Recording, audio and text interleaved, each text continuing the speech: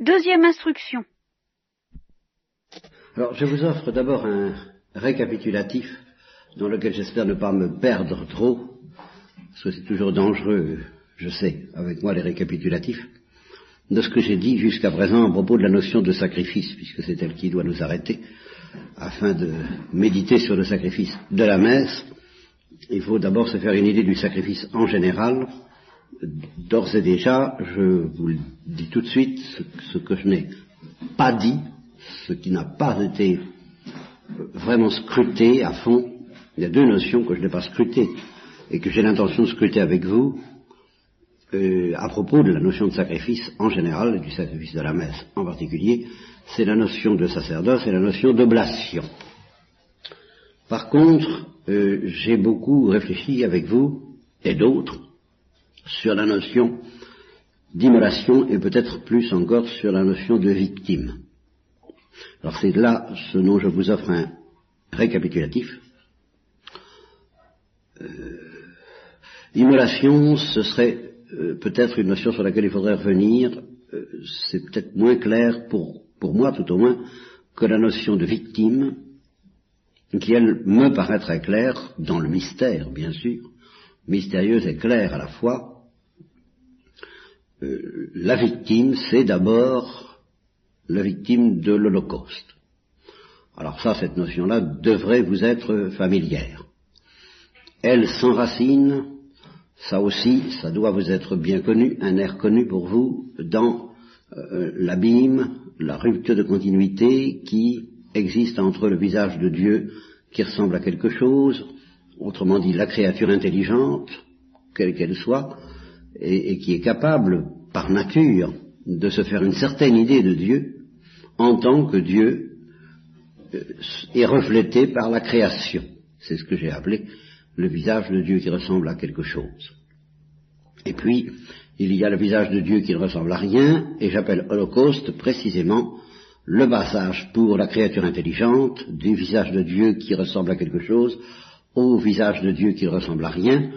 Le mot passage n'est pas là pour rien, c'est la Pâque, voyez, c'est la traversée de l'infini qui fait que toutes nos limites explosent ou sont dissoutes, comme on voudra. Ça peut se faire dans une perspective de douceur, en tous les cas disparaissent, sans que nous disparaissions pour autant. Nous gardons notre consistance, et c'est pourquoi nous sommes éternellement petits, pauvres, néants, humbles. J'ai longtemps aussi insisté sur ces choses, l'esprit d'enfance, tout ça. Nous restons cela, mais en même temps, nous sommes liquidés, liquéfiés au ciel, dans la gloire de Dieu.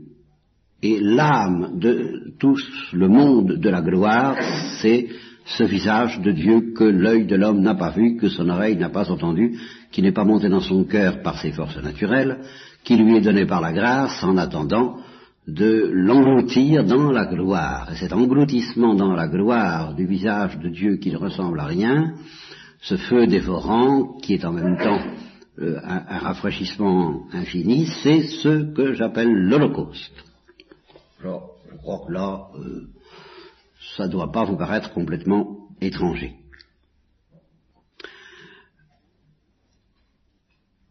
D'où la notion de sacrifice, qui étymologiquement veut dire faire du sacré.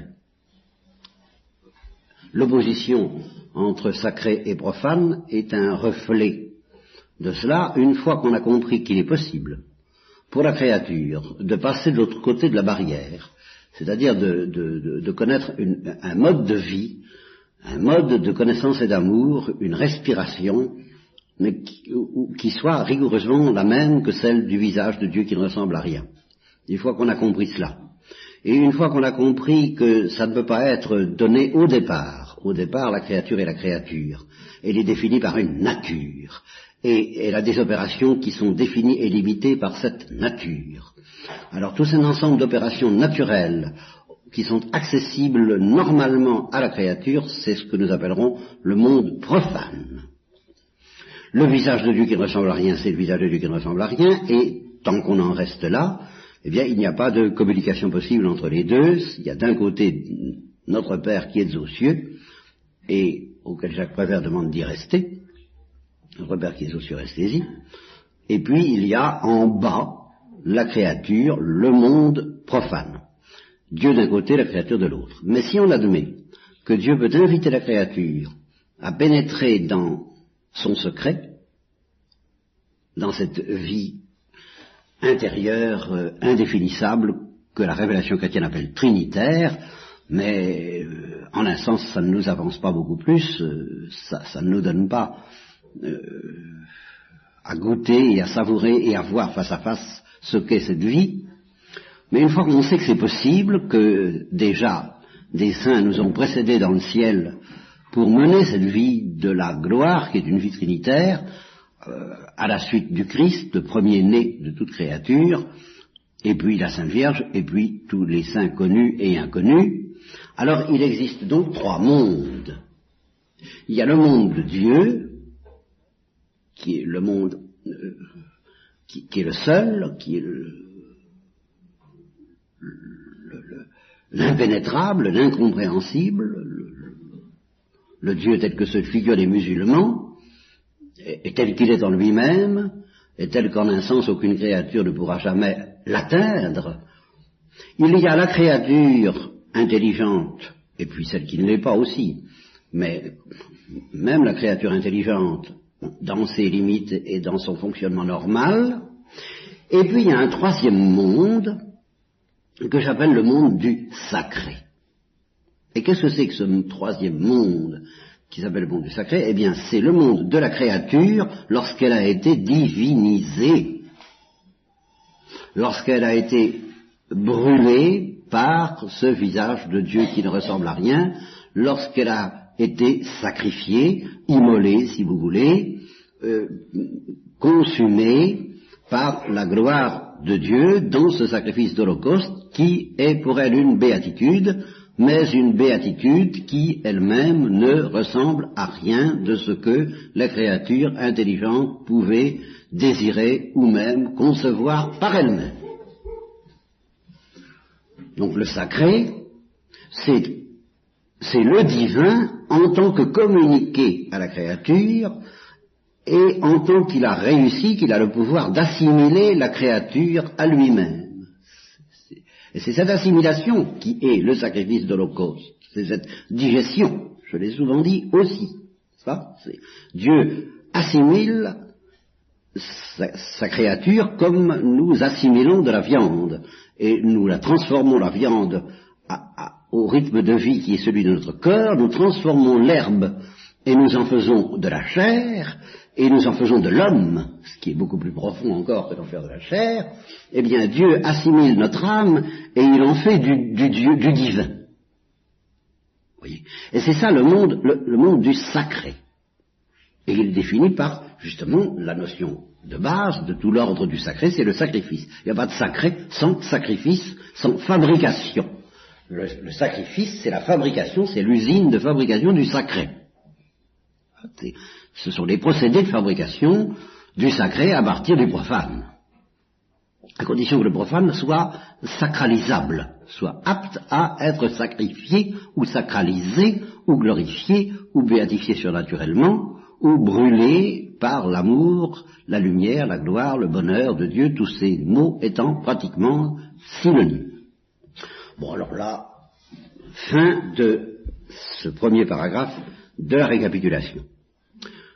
Deuxième paragraphe de la récapitulation, on parle en terre chrétienne d'un autre sacrifice que le sacrifice de l'Holocauste, et pour lequel on emploie plus volontiers le mot d'immolation.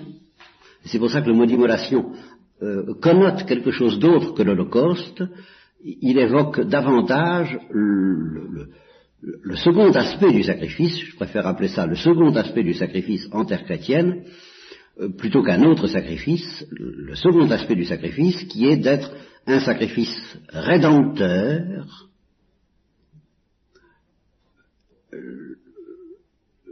et un sacrifice de satisfaction pour le péché. Un sacrifice par lequel le Christ et tous ceux qui sont appelés à le suivre dans cette voie, et on les appelle chrétiens, le Christ offre sa vie pour ses brebis pécheresses. C'est fondamental. Alors ce sacrifice-là, traditionnellement, on ne le présente pas comme un sacrifice de feu, comme un holocauste, mais comme un sacrifice sanglant. Vous voyez que nous évoquons tout de suite cette notion clé qui distingue la messe de la passion. C'est l'effusion du sang qui représente pour Jésus-Christ l'immolation, le sacrifice d'immolation qu'il offre à son Père pour le rachat du genre humain, pour la satisfaction de sa justice, pour apaiser sa justice et pour obtenir sa miséricorde. Voilà, là je ne fais que de répéter des choses extrêmement traditionnelles.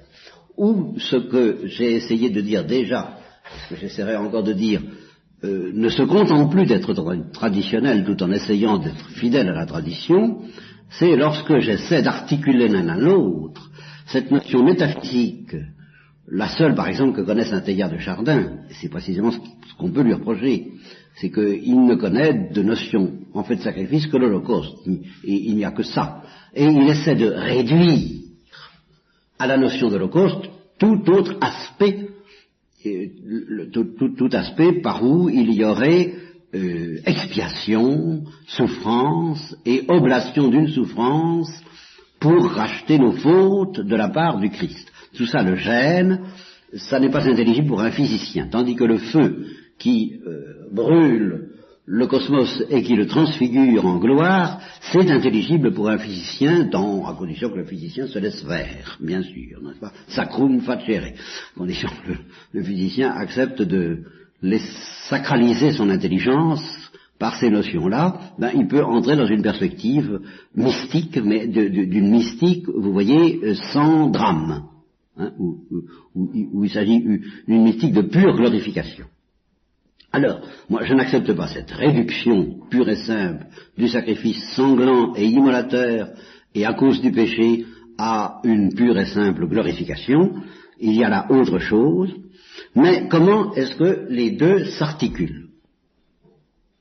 Alors c'est ici que j'ai essayé d'écouter la tradition des mystiques et des saints dans l'Église plus que les théologiens, non pas parce que j'ai envie de contredire les théologiens, mais tout simplement parce que les théologiens se sont pas tellement intéressés à la question. Voilà. Il leur a paru acceptable, ce que j'accepte moins facilement, qu'il y ait, deux sortes de sacrifices. Voilà. Le sacrifice de l'Holocauste d'une part, le sacrifice d'expiation d'autre part. L'un qui est une glorification, l'autre qui est une immolation sanglante, douloureuse, et puis c'est comme ça. Alors et puis c'est comme ça ne me suffit pas. Ça, là, il y a quelque chose qui passe pas, déjà, vous voyez, à l'intérieur de la tradition catholique, apostolique et romaine, dont je me réclame cependant. Alors justement, ma consolation a été de découvrir chez les mystiques chrétiens, chez les saints, alors vraiment autre chose. Autre chose que je peux résumer à travers la phrase du Christ à, je crois que c'est Catherine de Sienne, peu importe.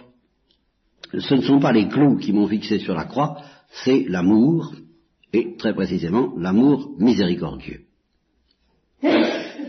Alors là, si on comprend cela, on soupçonne que de toute façon, et à cause de l'existence du péché, ça, bien sûr, il va falloir d'ailleurs s'interroger sur cette irruption du péché dans notre destinée. Je l'ai fait et je récapitulerai aussi ce que j'ai dit là-dessus. Bon, mais enfin, l'irruption du péché étant supposée acquise, alors,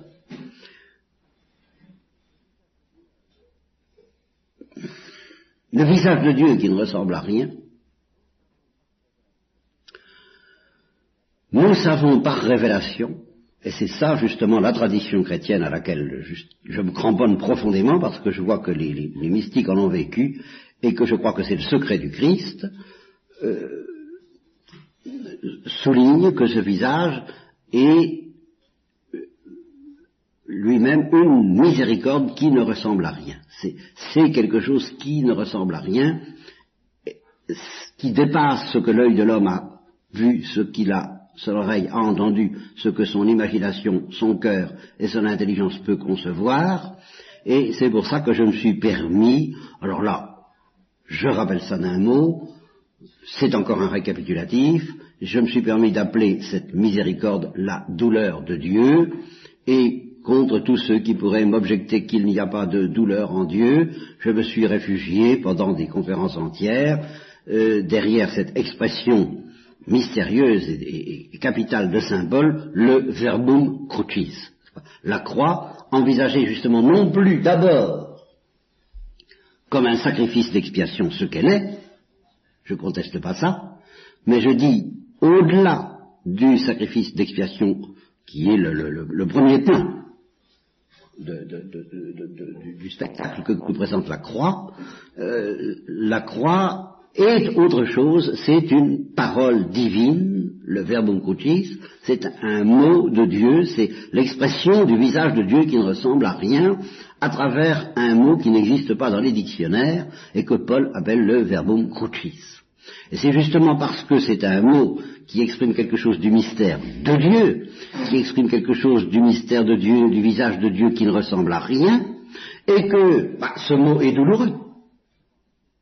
Il n'est pas difficile de comprendre que la croix, c'est de la souffrance et c'est de la mort. Ça, tout le monde, c'est à la portée du premier venu de constater que un homme qui meurt sur la croix, c'est douloureux et c'est mortel, par définition.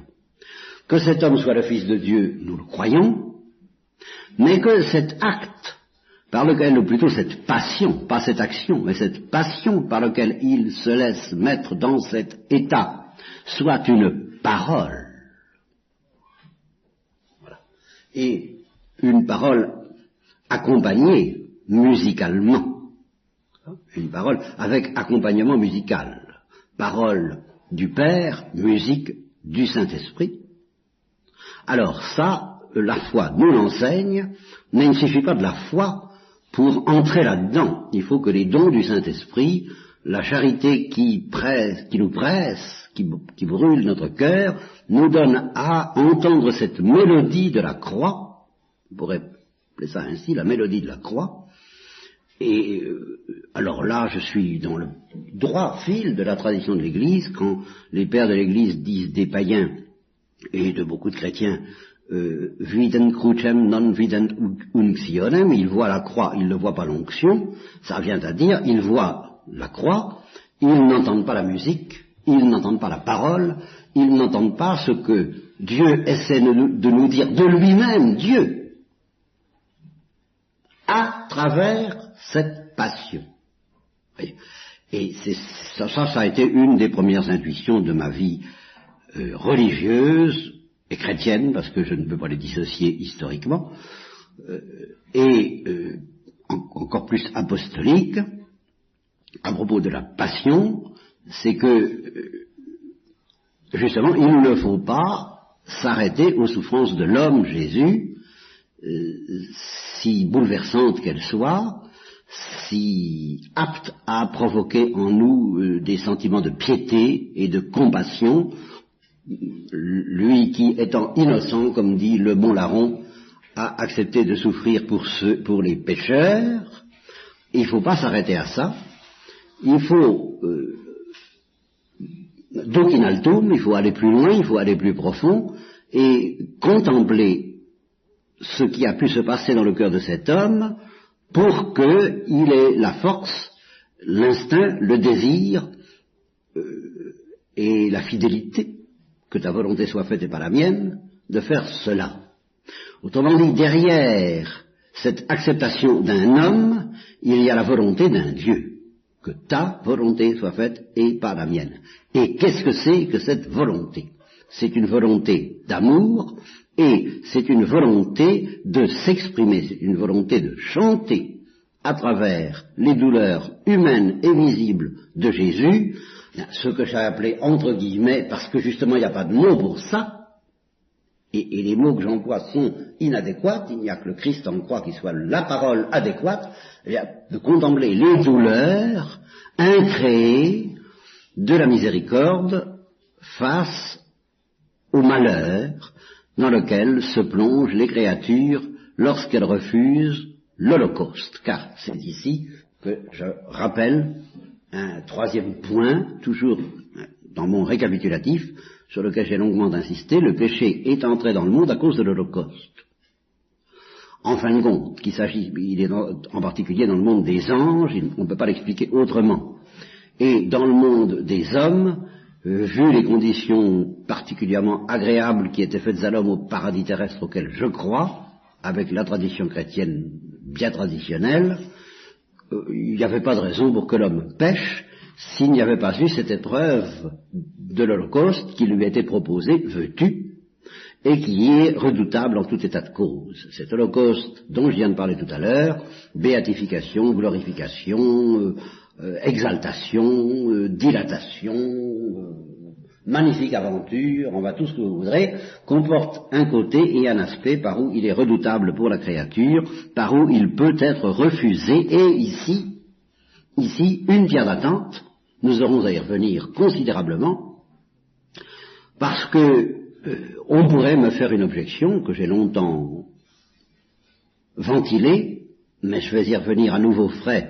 Alors là, à propos des sacrifices de la messe, on pourrait me dire, mais enfin, si Dieu aime tellement la créature, si ça doit le mettre dans un tel état que la créature dise non, et si il s'agit en fin de compte de l'introduire dans une vie divine qui de toute façon sera la vie divine, pourquoi faire courir de tels risques, et pourquoi laisser à la créature cette possibilité de rater le train?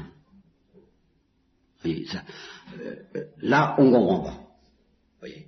Dieu étant amour et étant béatitude, pourquoi ne pas créer les anges et les hommes tout de suite de la béatitude, avant qu'ils aient le temps de dire ouf?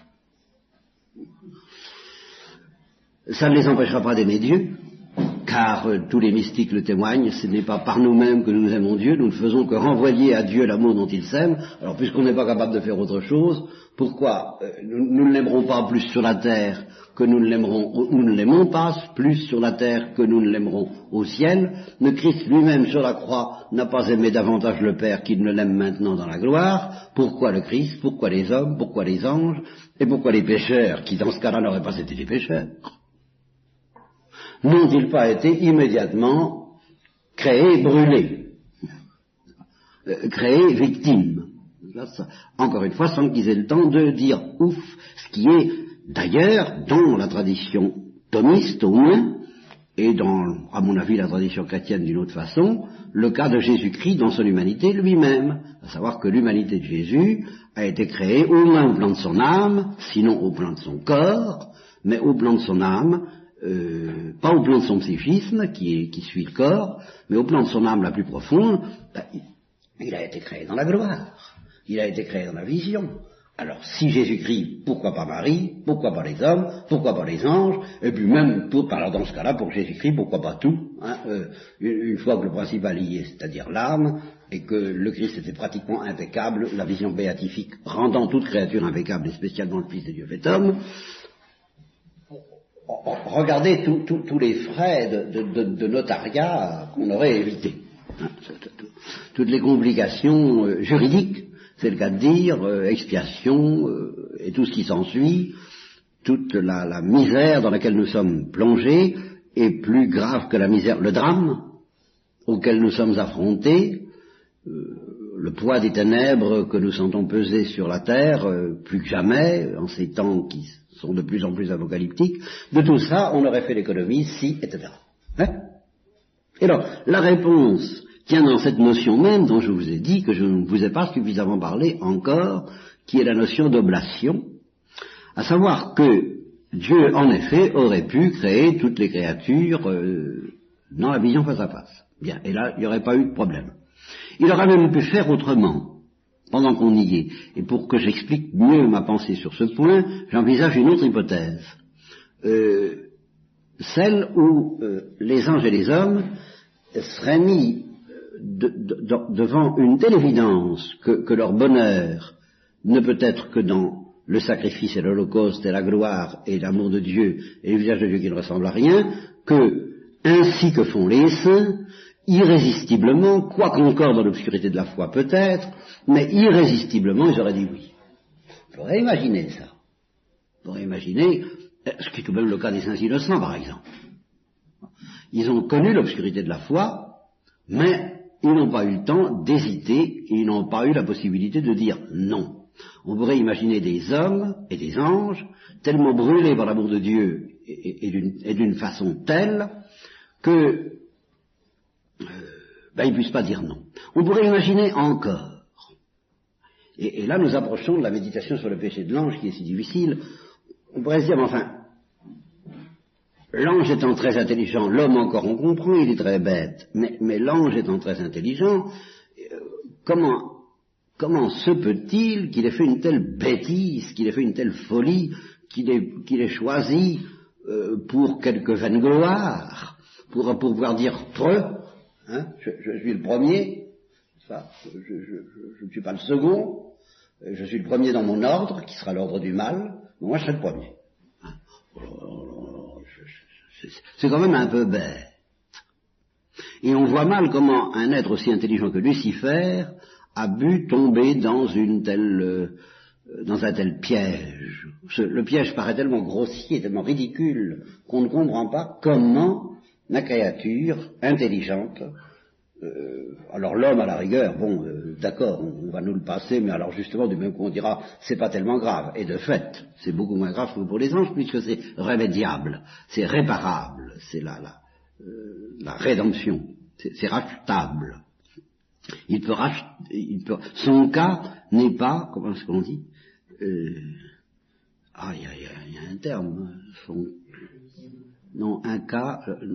cas est, je trouve pas, irrémédiable, enfin vous voyez quelque chose comme ça, il y a une autre expression, n'est-ce pas? Inexpiable, enfin, le cas de l'homme n'est pas inexpiable, le cas de l'ange est inexpiable. Alors comment a-t-il pu faire ça? Et alors c'est là où je voudrais que je l'ai déjà fait, mais ça va être l'âme même de toutes nos réflexions sur le sacrifice de la messe.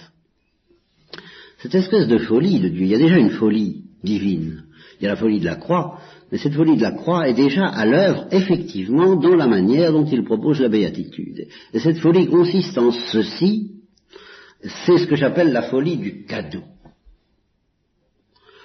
la folie du don, la folie de l'oblation, la folie de l'offrande.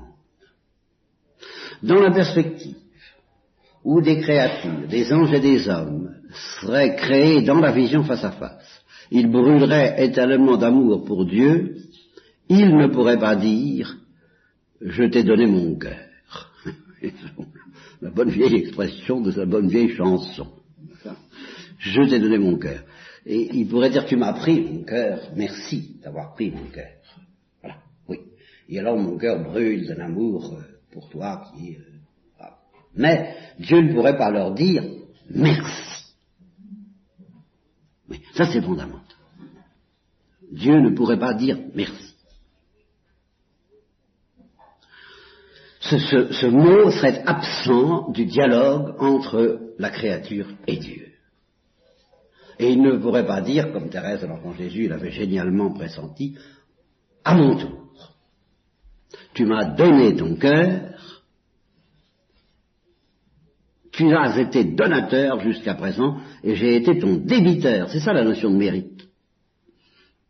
Je me suis arrangé, j'étais derrière toi, bien sûr que sans moi tu n'aurais pas pu me donner quoi que ce soit, mais ne faisons pas les théologiens, c'est une théologie qui te dépasse, mon pauvre enfant ou ma pauvre créature, n'ergotons pas et ne disons pas, ce qui serait une théologie du démon, sous prétexte que le Saint-Esprit est nécessaire pour donner, que en fait quand nous donnons, comme dit saint Augustin, Dieu couronne ses propres dons, par conséquent il n'y a pas de don. Voyez, Dieu ne donne qu'à lui-même. Donc ce ne serait pas un don. La créature ne donne rien parce que c'est Dieu qui lui donne de donner. Si Dieu lui donne de donner, donc elle donne rien. Très mauvaise théologie. Si Dieu lui donne de donner, c'est que le don est réel. Et le fait même de donner est un don de Dieu, mais oui, mais c'est un don de Dieu autre que de ne pas donner. Le fait de donner son cœur, c'est un autre don de la part de Dieu que le fait de prendre notre cœur et de le brûler de son amour. Alors justement, tous les saints, quand ils chantent que quand ils sont possédés par Dieu, ils ne peuvent pas dire non, ils expérimentent ça comme étant le sommet de la béatitude et le sommet de ce que Dieu veut nous donner. Eh bien, c'est pas le sommet de ce que la folie de Dieu voulait nous donner. Le sommet de ce que la folie de Dieu veut nous donner, et ça c'est très quotidien ce que je vous dis là, vous l'expérimentez les jours où vous n'avez pas envie d'aimer Dieu et vous l'aimez quand même. C'est ces jours-là que Dieu vous donne le plus, parce qu'il vous donne de donner. Tandis que les jours où il prend votre cœur, de telle façon que vous ne pouvez pas vous empêcher de l'aimer, alors là c'est un très beau don de la part de Dieu, mais vous ne donnez plus rien. Alors là effectivement vous ne donnez plus rien. C'est lui qui prend tout. Alors évidemment, servez-vous, self-service. Servez-vous Seigneur, prends, mais il n'y a pas, je te donne cet amour librement par ta grâce, mais c'est vraiment un don parce que j'ai pas envie de donner. Il y a un tout à côté de moi qui n'a pas envie de donner. Eh bien, cette gratuité-là, Dieu a voulu la demander à sa créature. Il a voulu se mettre en position de mendiant à l'égard de sa créature.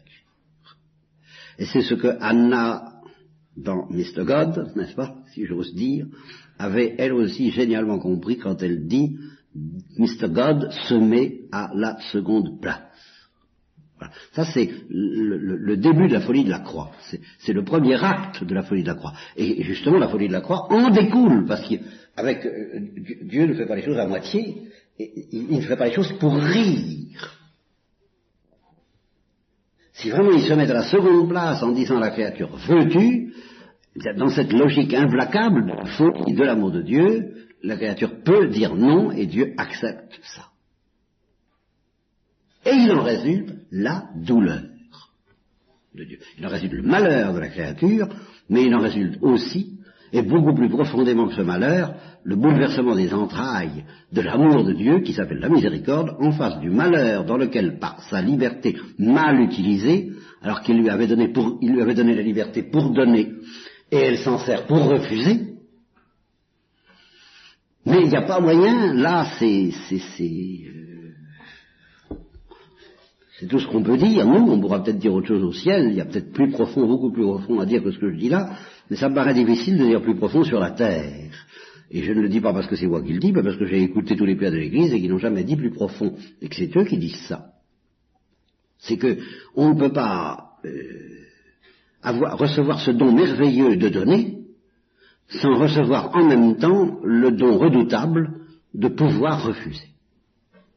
Ça, parce qu'autrement, et c'est là ce mot qui va être un mot extrêmement névralgique pour nous dans la suite de ces réflexions, ce ne serait pas sérieux. Ce ne serait pas sérieux. Ce ne serait pas sérieux. Vous comprenez, quand dans l'éternité nous verrons ce que nous avons fait, ce que nous avons donné, et que nous comparerons ce que nous avons donné à ce que nous recevrons, nous dirons, comme disent les saints, je n'ai rien donné. Et c'est vrai.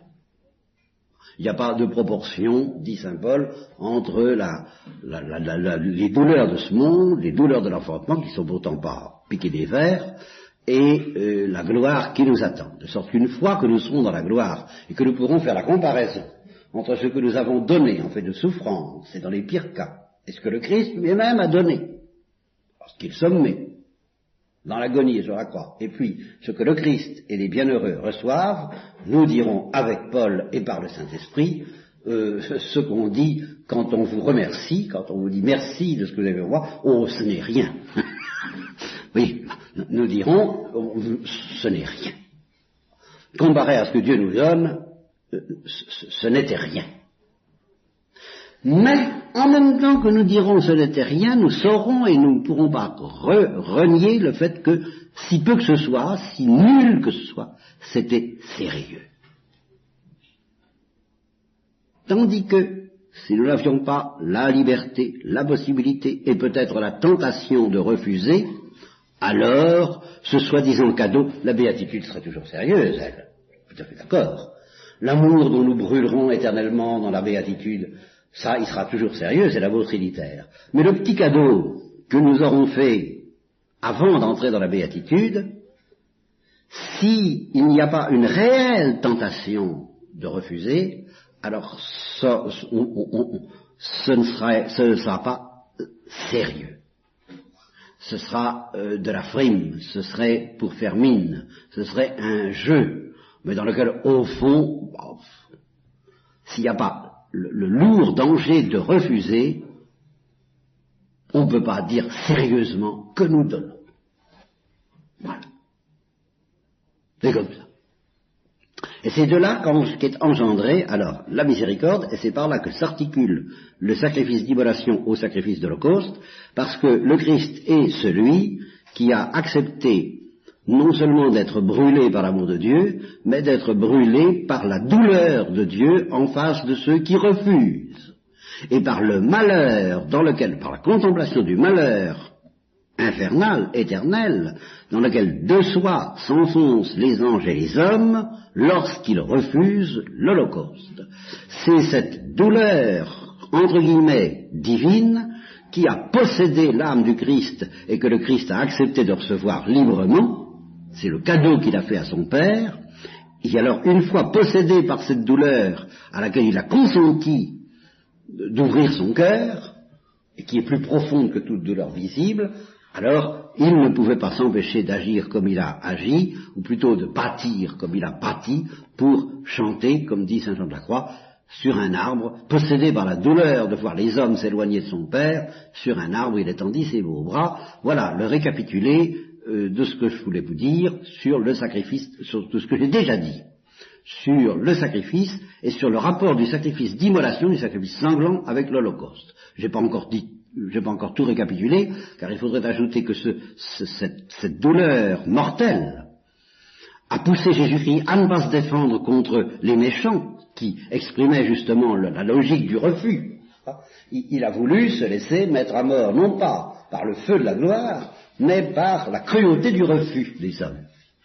Et alors c'est ça le sacrifice sanglant.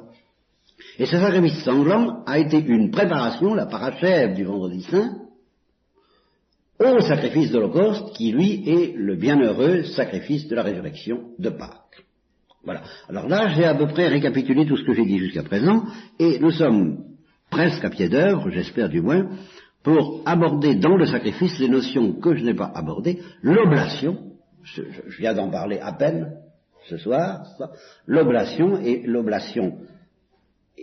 sacerdoce, en tant que le prêtre n'est pas seulement, n'est pas le sacrificateur, ça je l'ai dit et j'y reviendrai, c'est pas lui le sacrificateur, c'est pas lui l'immolateur c'est l'amour de Dieu qui brûle, c'est le feu divin, en toute occurrence, ou c'est la douleur de Dieu, en tant qu'elle brûle le cœur du Christ, c'est la miséricorde, victime de l'Holocauste, de l'amour miséricordieux, ça c'est le sacrificateur c'est l'amour miséricordieux. Mais le prêtre, ça n'est pas le sacrificateur, c'est celui qui offre le sacrifice, et qui offre la victime. Voilà, c'est ça, le prêtre. Et c'est cette notion-là que je n'ai pas suffisamment développée jusqu'à présent, dont j'essaierai de vous dire quelques mots demain.